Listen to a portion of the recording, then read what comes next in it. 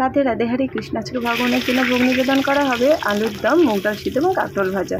আমি প্রথমে গ্যাসের মধ্যে কড়াইটাকে নিয়ে ভালো করে তেল গরম করে তার মধ্যে গোটা জিরে, কাঁচা লঙ্কা এবং দুটো লবঙ্গ দিয়ে সিদ্ধ করা আলু থেকে জল ফেলে দিয়ে কড়াইয়ের মধ্যে দিয়ে তার মধ্যে একটু নুন হলুদ দিয়ে ভালো করে নাড়তে থাকবো যতক্ষণ না আলুটি লাল হয়ে যাচ্ছে। বৃষ্টির ওয়েদার, একদমই বাইরে যাওয়া সম্ভব নয়, তো সেক্ষেত্রে আমাকে ঘরে থাকা জিনিস দিয়ে আমাকে ভগবানের জন্য আজকে ভোগ নিবেদন করতে হবে।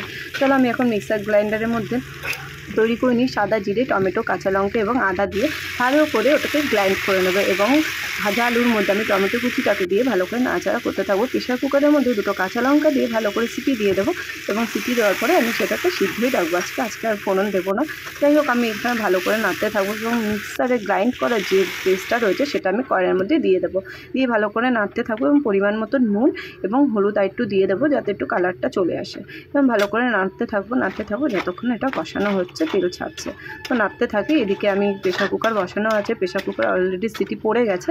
প্রেশার কুকারটা নামিয়ে নিই এবং এর মধ্যে আমি দিয়ে নেবো গরম মশলার গুঁড়ো এবং আমি এর মধ্যে দিয়ে দেবো একটুখানি গোটা গরম মশলার গুঁড়োটা একটু দেওয়া ছিল প্রথমে, তো ওটাই দেওয়া থাকলো। আর আমি দিয়ে দিলাম একটু কাসুরি মেথি, একটু দিলে ভালো হয়, তো একটু দিলাম। ঠিক আছে, চলো এবার এটা নাড়তে চাপতে যতক্ষণ একটুখানি কষিয়ে নিই।